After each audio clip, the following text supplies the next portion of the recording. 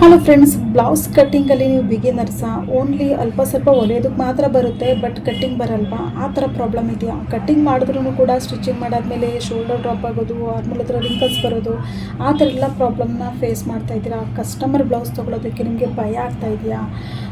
ಆ ಥರ ಇದ್ದರೆ ಮಿಸ್ ಮಾಡ್ದೇನೆ ಈ ವಿಡಿಯೋನ ಫುಲ್ ನೋಡಿ. ಯಾಕೆಂದರೆ ಈ ವಿಡಿಯೋದಲ್ಲಿ ನಾನು ಸ್ಕ್ರೀನ್ ಮೇಲೆ ಕಾಣಿಸ್ತಿದೆಯಲ್ಲ, ಆ ಒಂದು ಅಳತೆ ಪ್ರಕಾರ ನಾನು ನಿಮಗೆ ಬ್ಲೌಸ್ ಕಟ್ಟಿಂಗ್ನ ಯಾವ ರೀತಿ ಮಾಡಬೇಕು ಅದನ್ನು ಹೇಳ್ಕೊಡ್ತೀನಿ. ಬಟ್ ನನ್ನ ಹತ್ರ ಫಾರ್ಮಲ್ಸ್ಗಳಿದೆ, ಅದನ್ನು ಕೂಡ ನಾನು ಈ ವಿಡಿಯೋದಲ್ಲಿ ತೋರಿಸ್ತಾ ಇದ್ದೀನಿ, ಮಿಸ್ ಮಾಡ್ತೀನಿ ನೋಡಿ. ಫಸ್ಟು ನಾನಿಲ್ಲಿ 1 ಮೀಟ್ರ್ ಲೈನಿಂಗ್ ಬಟ್ಟೆ ತೊಗೊಂಡಿದ್ದೀನಿ. ಮತ್ತು ಇದು ಕ್ಲೈಂಟ್ದು. ಇದು ಅವರು ಎಷ್ಟು ಚಿಕ್ಕ ಪೀಸು ಕೊಟ್ಟಿದ್ದಾರೆ ಗೊತ್ತಾ? ಒಂದು ಅಂದರೆ ಮೇನ್ ಫ್ಯಾಬ್ರಿಕ್ನ ಅಂದರೆ ಬ್ಲೌಸ್ ಪೀಸ್ನ ಅದರಲ್ಲಿ ಯಾವ ಥರ ಕಟ್ಟಿಂಗ್ ಮಾಡಬೇಕು ಅಂತ ನಾನು ಹೇಳ್ಕೊಡ್ತೀನಿ. ಚಿಕ್ಕ ಪೀಸಲ್ಲಿ ಬನ್ನಿ. ಫಸ್ಟು 13.5 ನನಗೆ ಲೆಂತ್ ಬೇಕಾಗಿತ್ತು. 1 ಇಂಚು ನಾನು ಜಾಸ್ತಿ ಮಾಡಿಬಿಟ್ಟು 14.5 ನಾನು ಇಲ್ಲಿ ತೊಗೋತಾ ಇದ್ದೀನಿ. ಮತ್ತು ಶೋಲ್ಡರ್ ನಾನಿಲ್ಲಿ 5 ಇಂಚ್ ತೊಗೋತಾ ಇದ್ದೀನಿ. ಆರ್ಮೋಲ್ ಉಂಟಲ್ಲ 5.5 ಇಂಚ್ ತೊಗೋತಾ ಇದ್ದೀನಿ. ಅಂದರೆ ಶೋಲ್ಡರ್ ಎಷ್ಟು ತೊಗೋತೀವೋ ಅರ್ಧ ಇಂಚು ಜಾಸ್ತಿ ಮಾಡಿ ತೊಗೋಬೇಕು ಆರ್ಮೋಲ್ನ. ಜಸ್ಟ್ ನಾನಿಲ್ಲಿ 8.5 ತೊಗೋತಾ ಇದ್ದೀನಿ. ಯಾಕಂದರೆ 34 ಚೆಸ್ಟ್ ಮೆಜರ್ಮೆಂಟು 4/4 ಮಾಡಿದ್ರೆ 8.5 ಬರುತ್ತೆ. ಎಕ್ಸ್ಟ್ರಾ ಮಾರ್ಜಿನ್ನು 2 ಇಂಚ್ ತೊಗೋತಾ ಇದ್ದೀನಿ. ಮತ್ತು ಇಲ್ಲಿಂದ ಇಲ್ಲಿಗೆ ನಾನು ತೊಗೋತಿರೋವಂಥದ್ದು 1 ಇಂಚ್ ಮಾತ್ರ ತೊಗೋತಾ ಇದ್ದೀನಿ. ತೊಗೊಂಡು ಈ ಥರ ಹೀಗೆ ಶೇಪ್ ಕೊಡಿ, ಓಕೆನಾ? ಅದಾದಮೇಲೆ ಲೆಂತ್ ತೊಗೊಂಡಿದ್ದೀವಲ್ವ, ಈ ಲೈನ್ ಡ್ರಾ ಮಾಡಿದ್ದೀನಿ ಅಲ್ಲ, ಆ ಲೈನ್ ಮೇಲೇ ಸೊಂಟದ ಸುತ್ತಳತೆ ತೊಗೋಬೇಕು. ಸೊಂಟದ ಸುತ್ತಳತೆ 28 /4 ಮಾಡಿದ್ರೆ 7 ಇಂಚ್ ಬರುತ್ತೆ. ಪ್ಲಸ್ 1 ಇಂಚು ಟಕ್ಸ್ಗೆ ಮತ್ತು 2 ಇಂಚು ಎಕ್ಸ್ಟ್ರಾ ಮಾರ್ಜಿನು ಈ ಥರ ತೊಗೋಬೇಕು, ಓಕೆನಾ? ಇದಕ್ಕೆ ಎರಡನ್ನೂ ಕೂಡ ಡ್ರಾ ಮಾಡ್ಕೊಳ್ಳಿ, ಓಕೆ? ಅದಾದಮೇಲೆ ಬ್ಯಾಕ್ ಪಾರ್ಟಲ್ಲಿ ನಾನು ನೆಕ್ಕು ಮತ್ತು ಇದನ್ನು ಕೊಟ್ಟಿಲ್ಲ, ಏನು ಟಕ್ಸ್ ಪಾಯಿಂಟು ಕೂಡ ಕೊಟ್ಟಿಲ್ಲ. ನಾನು ಹೇಳ್ತೀನಿ ನಿಮಗೆ ಫರ್ಮಾಸ್ ಅಂತ ಅಂದ್ಬಿಟ್ಟು. ನನ್ನ ಹತ್ರ ಬ್ಲೌಸ್ ಕಟ್ಟಿಂಗ್ ಫರ್ಮಾ ಇದೆ. ನಿಮಗೆ ಯಾವ ಸೈಜ್ ಬೇಕು, ನಿಮಗೆ ಸ್ವಲ್ಪ ಹೊಲಿಯೋದಕ್ಕೆ ಮಾತ್ರ ಬರುತ್ತೆ, ಕಟ್ಟಿಂಗಲ್ಲಿ ಸಖತ್ತು ಪ್ರಾಬ್ಲಮ್ ಆಗ್ತಿದೆ. ಆರ್ಮೋಲ್ಸ್ ಹತ್ರ ರಿಂಕಲ್ಸ್ ಆಗಿರ್ಬೋದು, ಶೋಲ್ಡರ್ ಡ್ರಾಪ್ ಆಗಿರ್ಬೋದು, ಮತ್ತು ಎದೆ ಹತ್ರ ಚಪ್ಪಟೆ ಥರ ಬರುತ್ತೆ, ಅಷ್ಟು ಟೈಟ್ ಆಗಿಬಿಡುತ್ತೆ, ಎದೆ ಥರ ಜಾಸ್ತಿ ಟೈಟ್ ಆಗುತ್ತೆ, ಆ ಥರ ಎಲ್ಲ ಸಖತ್ತು ಪ್ರಾಬ್ಲಮ್ ಇದೆಯಾ? ನೋಡಿ, ಈ ಥರ ಫರ್ಮಾಗಳು ನಿಮಗೆ ಸಿಗುತ್ತೆ. ಪ್ರತಿ ಒಂದು ಸೈಜಲ್ಲೂ ಕೂಡ ನಿಮಗೆ ಸಿಗುತ್ತೆ. ಆಲ್ ಸೈಜ್ ಬೇಕು ಅಂದರೆ ಆಲ್ ಸೈಜದ್ದು ಕೂಡ ತೊಗೋಬೋದು. ಇಲ್ಲ ನೀವು ಸೆಲ್ಫ್ ಸ್ಟಿಚಿಂಗ್ ಬೇಕು ಅಂದರೆ ನೀವು ನಿಮಗೋಸ್ಕರನೂ ಕೂಡ ತೊಗೋಬೋದು. ಇಲ್ಲಿ ಟಕ್ಸ್ ಆಗಿರ್ಬೋದು, ಬ್ಯಾಕ್ ಟಕ್ಸ್ ಆಗಿರ್ಬೋದು, ಫ್ರಂಟ್ ಟಕ್ಸು ಆಗಿರ್ಬೋದು, ಪ್ರತಿಯೊಂದು ಕೂಡ ಇದೆ. ನಿಮಗೆ ಚೇಂಜಸ್ ಮಾಡ್ಕೋಬೇಕಾಗಿರೋದು ಓನ್ಲಿ ಲೆಂತ್ ಬೇಕಂದರೆ ನೀವು ಕಡಿಮೆ ಜಾಸ್ತಿ ಮಾಡ್ಕೋಬೋದು, ಅಥವಾ ಫ್ರಂಟ್ ಡಿಪ್ಪು ಬ್ಯಾಕ್ ಡಿಪ್ಪು ಅಷ್ಟೇ. ಇದರಲ್ಲಿ ಲಾಂಗ್ ಸ್ಲೀವ್ಸ್ ಬರುತ್ತೆ, ಫ್ರಂಟ್ ಬರುತ್ತೆ, ಬ್ಯಾಕ್ ಬರುತ್ತೆ, ಯೋಗ ಪಟ್ಟಿ ಬರುತ್ತೆ, ಓಕೆನಾ?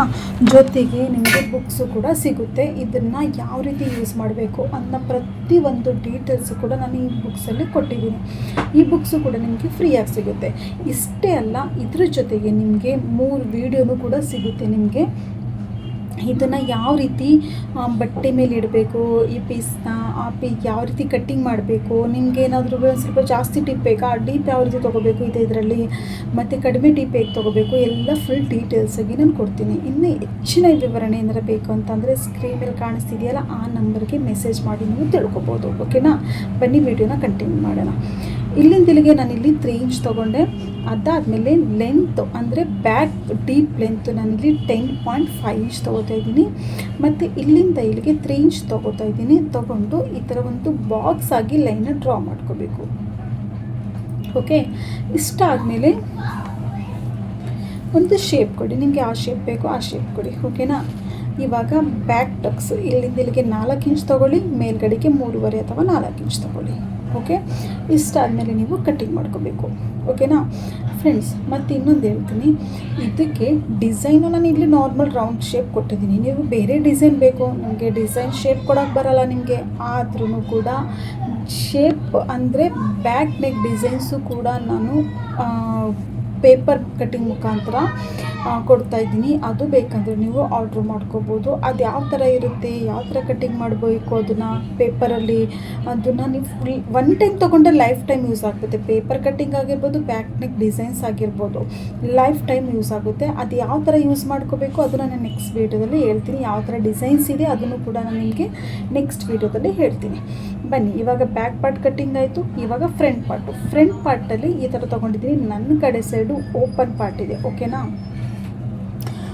ಕ್ಲೋಸ್ ಇರೋದು ಆ ಕಡೆ ಸೈಡ್ದು, ನನ್ನ ಕಡೆ ಓಪನ್ ಇದೆ.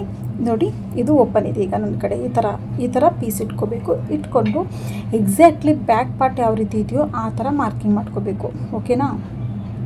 ಈ ಥರ ಸ್ವಲ್ಪನೂ ಕೂಡ ಎಲ್ಲೂ ಕಡಿಮೆ ಜಾಸ್ತಿ ಮಾಡ್ಕೊಳ್ಳೋಕೆ ಹೋಗ್ಬೇಡಿ. ಬ್ಯಾಕ್ ಪಾರ್ಟ್ ಯಾವ ರೀತಿ ಇದೆಯೋ ಅದೇ ರೀತಿ ಮಾರ್ಕಿಂಗ್ ಮಾಡ್ಕೊಳ್ಳಿ. ಓಕೆ, ನಿಮಗೇನಾದರೂ 34 ಸೈಜ್ ನೀವೇನಾದರೂ ಮಾರ್ಕಿಂಗ್ ಅಂದರೆ ಒಂದು ಕಟ್ಟಿಂಗ್ ಮಾಡಬೇಕು ಅಂತಂದರೆ ನಿಮ್ಮದು 34 ಸೈಜ್ ಆಗಿರ್ಬೋದು ಅಥವಾ ನಿಮ್ಮದು ಕ್ಲೈಂಟ್ ಬ್ಲೌಸ್ ಆಗಿರ್ಬೋದು, ಇದೇ ಥರ ನೀವು ಮಾರ್ಕಿಂಗ್ ಮಾಡಿಕೊಂಡು ಕರೆಕ್ಟಾಗಿ ಬರುತ್ತೆ.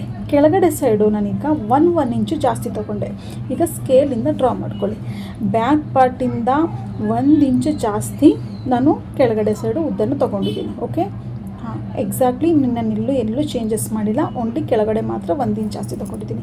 ಇವಾಗ ಹುಕ್ ಪಟ್ಟಿ ಕಾಚುಪಟ್ಟಿ ಉಂಟಲ್ಲ, ಇಲ್ಲಿ 1/4 ಇಂಚು ಮಾತ್ರ ಜಾಸ್ತಿ ತೊಗೋತಾ ಇದ್ದೀನಿ. ಹುಕ್ ಪಟ್ಟಿ ಕಾಚುಪಟ್ಟಿನೂ ಹೊಲಿಬೇಕಲ್ವಾ, ಹೊಲಿಯೋದಕ್ಕೊಂದು ಸ್ವಲ್ಪ ಬಟ್ಟೆ ಬೇಕಲ್ವಾ, ಸೊ ಅದಕ್ಕೋಸ್ಕರ ನಾನಿಲ್ಲಿ 1/4 ಇಂಚು ಮಾತ್ರ ತೊಗೋತಾ ಇದ್ದೀನಿ. ಓಕೆ, ಇವಾಗ ಇಲ್ಲಿ 1/2 ಇಂಚು ಒಳಗಡೆ ಸೈಡು ಸ್ವಲ್ಪ ಡೀಪಾಗಿ ಶೇಪ್ ಕೊಡಿ. ಯಾಕೆ ಗೊತ್ತಾ, ಇಲ್ಲಿ ನಿಮಗೆ ಫ್ರಂಟ್ ಪಾರ್ಟಲ್ಲಿ ರಿಂಕಲ್ಸ್ ಬರೋದು ಮತ್ತು ಗುಪ್ಪೆ ಬರೋದು ಅರಿತಲ್ವ, ಅದಕ್ಕೋಸ್ಕರ ಫ್ರಂಟ್ ಡೀಪು 6.5 ಇಂಚ್ ತೊಗೋತಾ ಇದ್ದೀನಿ. ನೀವು ಬೇಕಂದರೆ 6 ಇಂಚು ತೊಗೋಬೋದು ಅಥವಾ 7 ಇಂಚು ಕೂಡ ತೊಗೋಬೋದು, ಡಿಪೆಂಡು ನಿಮ್ಗೆ ಎಷ್ಟು ಬೇಕೋ ಅಷ್ಟು. ಈ ಥರ ಬಾಕ್ಸ್ ಹಾಕ್ಕೊಂಡು ಇದನ್ನು ಕೂಡ ಹೀಗೆ ಲೈನ ಡ್ರಾ ಮಾಡ್ಕೊಳ್ಳಿ. ಓಕೆ, ಇವಾಗ ಟಕ್ಸ್ ಪಾಯಿಂಟ್ ತುಂಬ ಇಂಪಾರ್ಟೆಂಟ್ ಆಗಿರೋದು ಟಕ್ಸ್ ಪಾಯಿಂಟು 9.5 ಇಂಚಿದೆ. ಇಲ್ಲಿ ಎಕ್ಸಾಕ್ಟ್ಲಿ ನಾನಿಲ್ಲಿ 10 ಇಂಚ್ ತೊಗೊಂಡೆ. 3 ಇಂಚ್ ಯೋಗ ಪಟ್ಟಿ ಉಂಟಲ್ಲ, ಅದಕ್ಕೋಸ್ಕರ ಟಕ್ಸ್ ಉದ್ದ 3 ಇಂಚ್ ತೊಗೊಂಡು ಈ ಥರ ಲೈನ ಡ್ರಾ ಮಾಡಿಕೊಂಡೆ. ಕೆಳಗಡೆ ಸೈಡ್ ಉಂಟಲ್ಲ ಅದು ಯೋಗ ಪಟ್ಟಿಗೆ ಹೋಗುತ್ತೆ. ಇಲ್ಲಿಂದ ಇಲ್ಲಿಗೆ 3/4 ಇಂಚ್ ತೊಗೊಂಡು ಈ ಥರ ಒಂದು ಶೇಪ್ ಕೊಡಿ. ಯೋಗ ಪಟ್ಟಿ ಶೇಪ್ ಇದು. ಓಕೆ, ಬ್ಲೌಸ್ ಬೆಲ್ಟು ಅಥವಾ ಯೋಗ ಪಟ್ಟಿ ನೀವೇನಂತ ಹೇಳ್ತೀರಾ ಅದು. ಈ ಥರ ಲೈನ ಡ್ರಾ ಮಾಡ್ಕೊಳ್ಳಿ. ಎರಡು ಕಡೆ ಸೈಡು 1 ಇಂಚು ಗ್ಯಾಪ್ ಬಿಟ್ಟು ಈ ಥರ ಟಕ್ಸ್ ಪಾಯಿಂಟ್ ಕೊಟ್ಕೊಳ್ಳಿ. ಡನ್. ಓಕೆ, ಇಷ್ಟಾಯಿತು. ನೆಕ್ಸ್ಟು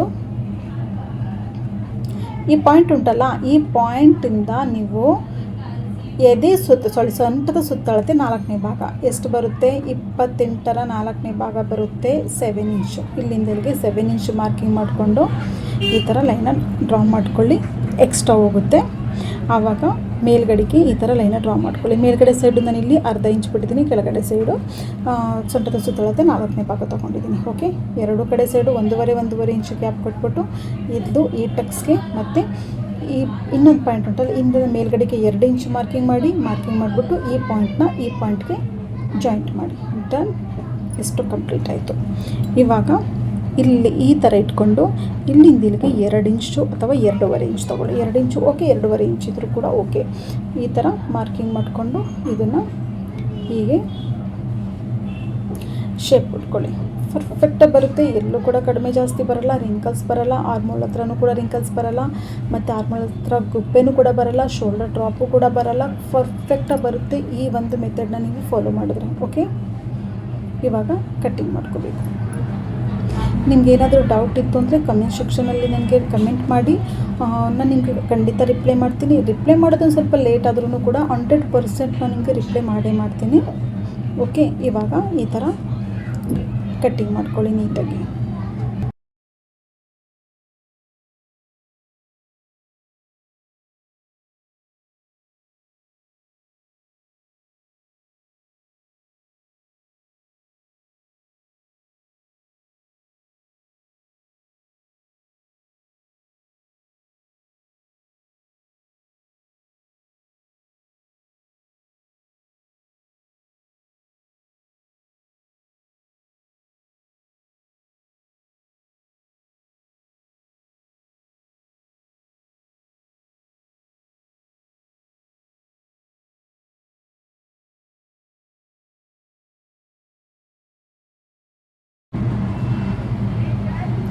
ಇವಾಗ ಈ ಥರ ಫೋಲ್ಡಿಂಗ್ ಮಾಡ್ಕೊಳ್ಳಿ. 4 ಫೋಲ್ಡಿಂಗಲ್ಲಿ ಫೋಲ್ಡಿಂಗ್ ಮಾಡಿಕೊಂಡು ಬಟ್ಟೆನ ಸೀದಾ ಮಾಡ್ಕೊಳ್ಳಿ.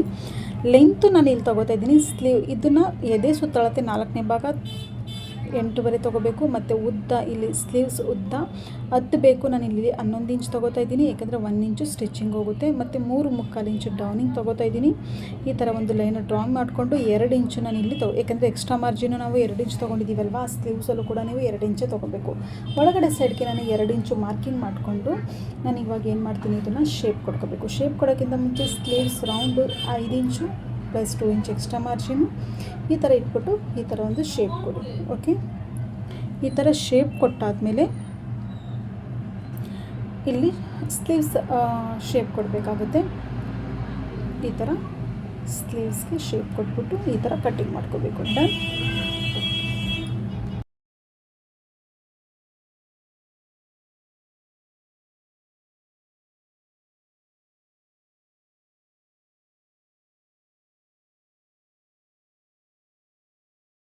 ನಂತರ ಇದನ್ನು ಈ ಥರ ಒಳಗಡೆ ಸೈಡು ಅರ್ಧ ಇಂಚು ಡೌನ್ ಮಾಡಿಕೊಂಡು ಈ ಥರ ಫ್ರಂಟ್ ಪಾರ್ಟ್ಗೆ ಈ ಥರ ಮಾರ್ಕಿಂಗ್ ಮಾಡ್ಕೊಳ್ಳಿ. ಇದು ಕೂಡ ಕಂಪ್ಲೀಟ್ ಆಯಿತು. ಇವಾಗ ಫ್ರಂಟು ಮತ್ತು ಬ್ಯಾಕು ಸ್ಲೀವ್ಸು ಎಲ್ಲ ಕಂಪ್ಲೀಟ್ ಆಗಿದೆ. ಇವಾಗ ನನಗೆ ಕೊಟ್ಟಿರೋವಂಥ ಬ್ಲೌಸ್ ಪೀಸ್ ನೋಡಿ, ಅಲ್ಪ ಸ್ವಲ್ಪ ಕಲಿತಿರ್ತಾರೆ. ಅವರಿಗೆ ಯಾವ ಥರ ಕಟ್ಟಿಂಗ್ ಮಾಡಬೇಕು, ಎಷ್ಟು ಕಟ್ಟಿಂಗ್ ಮಾಡಬೇಕು ಬ್ಲೌಸ್ ಪೀಸ್ನ ಅಂತ ಗೊತ್ತಾಗಲ್ಲ. ಸೊ ಅವರು ಎಷ್ಟು ಚಿಕ್ಕ ಬ್ಲೌಸ್ ಕಟ್ ಮಾಡಿದ್ದಾರೆ ಅಂದರೆ ನೀವೇ ನೋಡ್ತಿರ್ಬೋದು. ನೋಡ್ತಾ ಇರಿ ನಿಮ್ಮ ಮುಂದೆ ಎಷ್ಟು ಚಿಕ್ಕ ಬ್ಲೌಸ್ ಕೊಟ್ಟಿದ್ದಾರೆ ಇವರು ಅಂತ. ಅಂದರೆ ಬ್ಲೌಸ್ ಪೀಸ್ ಕಟ್ಟಿಂಗ್ ಮಾಡಬೇಕಾದ್ರೆ ನೋಡಿ, ಇದು 34 ಸೈಜು ಎಷ್ಟು ಹೊಡೆದಿದೆ ಸೈಡಲ್ಲಿ ಬಟ್ಟೆ ಅಂತ ಹೇಳಿ. ಕಂಪ್ಲೀಟ್ ಏನಾದರೂ 40 ಸೈಜ್ ಇತ್ತು ಅಂತಂದರೆ ಸಾಲದೇ ಇಲ್ಲ. ಇದು 34 ಸೈಜ್ಗೆ ಇಷ್ಟು ಬಟ್ಟೆ ಇದ್ದಿದೆ ನೋಡಿ. ಇಷ್ಟರಲ್ಲಿ ನಾನು ಅಡ್ಜಸ್ಟ್ ಮಾಡಬೇಕು. ಇದು ಸ್ಮಾಲ್ ಸೈಜ್ ಆಗಿರೋದಕ್ಕೆ ಓಕೆ. ಅಕಸ್ಮಾತ್ ಏನಾದರೂ 40 ಸೈಜ್ ಆಯಿತು ಅಂತ ಆಗಿದ್ರೆ ಖಂಡಿತ ಇದು ಸಾಲ್ತಿರಲಿಲ್ಲ. ಬಟ್ ಓಕೆ, ಅದಾದಮೇಲೂ ಕೂಡ ಸ್ವಲ್ಪ ಅವರು ಯೋಗಪಟ್ಟಿ ಅದು ಬೇಕಾದಷ್ಟು ಸ್ವಲ್ಪ ಕಟ್ಟಿಂಗ್ ಮಾಡಿ ಕೊಟ್ಟಿದ್ದಾರೆ ಬಟ್ಟೆನ, ಎಕ್ಸ್ಟ್ರಾ ಕಟ್ಟಿಂಗ್ ಮಾಡಿ. ಬಟ್ ಅದು ತುಕಡ ಆಗೋಯ್ತಲ್ವ ನೋಡಿ. ಸೈಡಲ್ಲಿ ನನಗಿಲ್ಲಿ ಸಾಲ್ತಾನೇ ಇಲ್ಲ.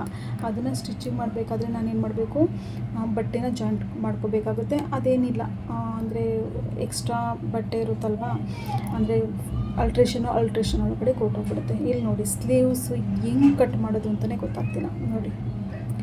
ಈ ಥರ ಅಲ್ಪ ಸ್ವಲ್ಪ ಬರುತ್ತೆ ನೋಡಿ. ಎರಡು ಕಡೆ ಕೂಡ ತುಂಬ ಸಾಲ್ಟೇಜ್ ಆಗ್ತಿದೆ. 34 ಸೈಜ್ಗೆ ಇಷ್ಟೊಂದು ಆಗ್ತಿದೆ ಅಂದರೆ 40 ಸೈಜ್ಗೆ ಗೆಸ್ ಮಾಡಿ ನೀವೇ ಎಷ್ಟು ಸಾಲ್ಟೇಜ್ ಆಗ್ತಿದೆ ಬಟ್ಟೆ ಅಂತ ಅಂದ್ಬಿಟ್ಟು.